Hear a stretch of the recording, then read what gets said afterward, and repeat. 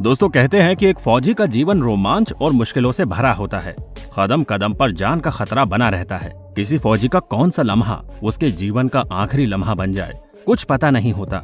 फिर भी फौजियों के चेहरे पर हमेशा मुस्कान ही रहती है। भारतीय वीर सिपाही जीवन के हर दिन को ऐसे जीते हैं कि जैसे कि आज उनका आखिरी दिन हो। हमारी 3 सेनाओं में से एक ऐसी सेना है नेवी। इनमें भी सबसे मुश्किल जीवन उन सैनिकों का होता है जो पनडुब्बी में ड्यूटी करते हैं। क्या है ये पनडुब्बी? कैसी होती है पनडुब्बी में सिपाहियों की जिंदगी? पनडुब्बी में लोग सांस कैसे ले पाते हैं? सेना के लिए पनडुब्बी क्यों इतनी जरूरी है? दोस्तों, एक पनडुब्बी जिसे सबमरीन भी कहते हैं, जो कि हर समय पानी में रहती है, उसमें रहने वाले सैनिकों को खाने से लेकर सोने तक अलग अलग परेशानियों से गुजरना पड़ता है। आखिर ऐसा क्यों?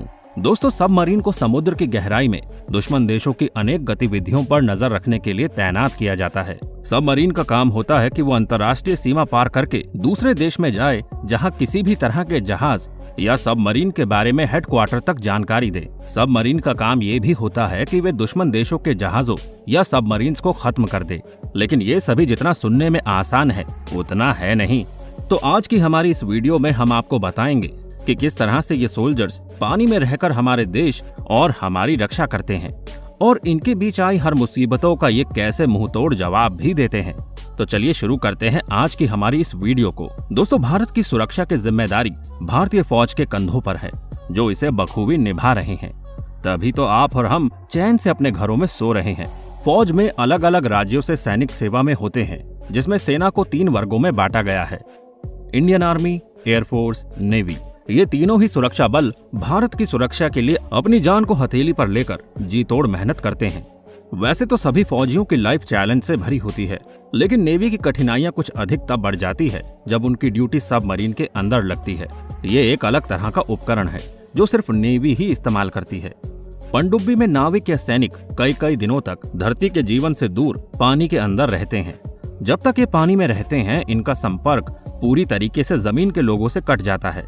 जैसा कि आपको मालूम है कि नौसैनिक देश की सुरक्षा के लिए अलग अलग जगह से काम करते हैं। पहले स्तर में ये देश को पानी के ऊपर रहकर सर्विस देते हैं और दूसरे स्तर में समुद्र के तल से 1000 फीट नीचे रहकर सर्विस देते हैं। ये सबसे ज्यादा चैलेंजिंग है। इन सर्विस के लिए सैनिकों को कुछ विशेष प्रशिक्षण दिया जाता है और उन्हें मुश्किल टेस्ट से गुजरना पड़ता है। इस टेस्ट में सफल होने वाले सैनिक इस सर्विस के लिए चुने जाते हैं। इनके चयन के बाद एक नौसैनिक के तौर पर इन्हें अलग अलग ड्यूटी सौंप दी जाती है। जैसा कि आपको मालूम होगा कि नौसैनिक का जीवन आसान नहीं होता। उनके परिवार वाले बताते हैं कि इनकी जिंदगी बड़ी कठिन होती है। जब वो किसी मिशन पर जाते हैं, उन्हें ये भी पता नहीं होता कि वो वापस भी आएंगे या नहीं।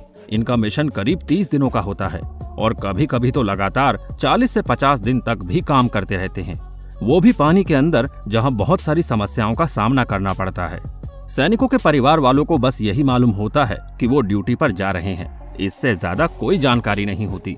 उन्हें ये भी पता नहीं होता कि कितने दिनों के लिए कहाँ जा रहे हैं और कितने दिनों तक वापस लौटेंगे। अभियान की जानकारी सिर्फ नौसेना के हेड ऑफिस को होती है। नौसैनिक अपने परिवार से दूर पानी में रहते हैं।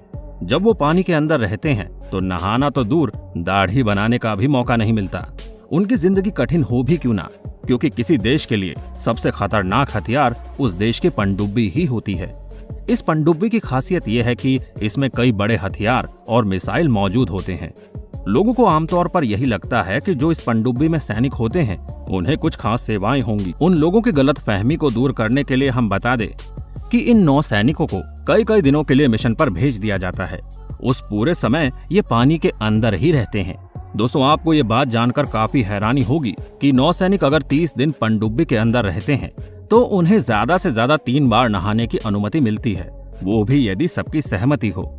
दोस्तों, आपको बता दें कि पनडुब्बी के अंदर ब्लेड जैसी चीजों का इस्तेमाल करना सख्त मना है। इसीलिए वो जितने भी दिन पानी के अंदर रहते हैं उन्हें बिना दाढ़ी बनाए ही रहना पड़ता है। पनडुब्बी के अंदर सूर्य की रोशनी का कोई भी जरिया नहीं होता है। इसलिए जब वो समुद्र की सतह पर वापस आते हैं तो आते वक्त नौसैनिक को हाथ पैर की जकड़न की समस्या से जूझना पड़ता है। और आपको बता दें कि इनके कपड़े एक ही तरह के होते हैं और ये कपड़े डिस्पोजेबल होते हैं। इनके लिए भी एक खास कारण है, क्योंकि इनके कपड़ों के ऊपर एक खास रसायन होता है जो इन नौसैनिकों को किसी भी तरीके के इन्फेक्शन या एलर्जी से बचा के रखता है। बाहर से बड़ी दिखने वाली पनडुब्बी के अंदर सोने के लिए सिर्फ 2 ही कंपार्टमेंट होते हैं। इसीलिए कभी कभी कुछ नौसैनिक वहां भी सोने जाते हैं जहां मिसाइल और टॉर्पीडो रखे होते हैं, क्योंकि ये जगह पनडुब्बी की दूसरी जगहों के मुकाबले सबसे ज्यादा ठंडी होती है। और आपको बता दें कि पनडुब्बी के अंदर सोने का समय भी शिफ्ट में निर्धारित किया जाता है।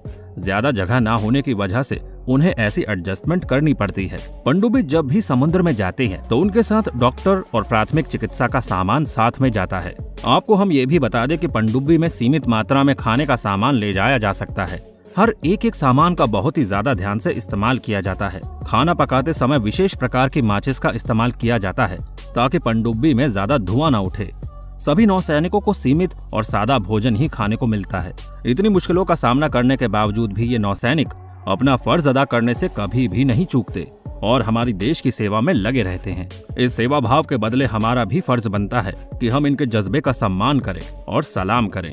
दोस्तों, अब आपको मालूम चल गया होगा कि पनडुब्बी क्या होती है और उसमें रहने वाले नौसैनिकों का जीवन कैसा होता है। हालांकि आपको बता दें कि भारतीय नौसेना दुनिया की 5वीं सबसे बड़ी नौसेना है। हमारी नेवी में लगभग 55,000 सैनिक है। एक नेवी ऑफिसर की जिंदगी काफी मुश्किलों से भरी होती है। दूर से भले ही हम कहें कि इनकी लाइफ सेट है, लेकिन वास्तव में इन्हें महीनों सबमरीन में गुजारने पड़ते हैं। एक पनडुब्बी में 100 से अधिक ऑफिसर और सेलर महीनों बिताते हैं। इस दौरान उनका अपनी फैमिली से कोई कांटेक्ट नहीं रहता। सेलर्स को पनडुब्बी में छोटी सी जगह पर सोना पड़ता है। काफी कम स्पेस में करीब 5 से 6 लोग सो जाते हैं। स्पेस की कमी के कारण यहाँ बेड्स भी उसी हिसाब से बनाए जाते हैं। पनडुब्बी में रहने के बाद जब ये बाहर आते हैं तो वो किसी से सही से बात नहीं करते हैं। इसीलिए पनडुब्बी में रहने के लिए उन्हीं सैनिकों को चुना जाता है जो शरीर के साथ साथ मानसिक तौर पर भी मजबूत होते हैं, क्योंकि इन सैनिकों को ऐसी जगह पर रहना पड़ता है जहां पर उन्हें सिर्फ अपने मिशन पर ध्यान देना होता है और दुश्मनों पर नजर रखनी पड़ती है। इसीलिए हमेशा एक्टिव रहना बहुत जरूरी है और ऐसा तभी होगा जब सैनिक शरीर के साथ साथ मानसिक तरीके से भी सही होगा। कंट्रोल रूम से पनडुब्बी की सारी एक्टिविटीज पर नजर रखी जाती है। बाहर से लेकर अंदर तक क्या चल रहा है इसे रिकॉर्ड किया जाता है। इंजन कंट्रोल करने के लिए भी शिफ्ट चेंज की जाती है। सभी को अंदर बराबर आराम भी दिया जाता है। एक बार मिशन खत्म हो जाने के बाद ही ऑफिसर अपने घर लौटते हैं। ये पनडुब्बी वैसे तो पानी के अंदर रहती है, लेकिन 24 घंटे में एक बार इन्हें ऊपर लाया जाता है ताकि अंदर की हवा को फ्रेश एयर से रिप्लेस किया जा सके। सबमरीन का आविष्कार कॉर्नेलियस डेरिबेल ने 1620 में किया था। साथ ही आपको ये भी बता दे, पहली सबमरीन को हॉलैंड में बनाया गया था। ये पानी में लगभग 300 से 400 मीटर तक अंदर जा सकती थी। दोस्तों, आपको जानकर ये हैरानी होगी कि अभी लाखों टन लोहे से बनने वाली सबमरीन पर पहले सुरक्षा के लिए केवल चमड़े को लपेटा जाता था। पहली सबमरीन के बनने के बाद लगभग हर देश में सबमरीन निर्माण तेजी से होने लगा। तो दोस्तों, आज के लिए बस इतना ही। अगर आपको हमारी ये वीडियो पसंद आई हो तो वीडियो को लाइक और चैनल को सब्सक्राइब जरूर कर लें ताकि हम आपके लिए ऐसी और तमाम इंटरेस्टिंग वीडियोस लाते रहें। तो मिलते हैं आपसे अगली वीडियो में। तब तक अपना ध्यान रखिए और हमारा इंतजार जरूर कीजिएगा।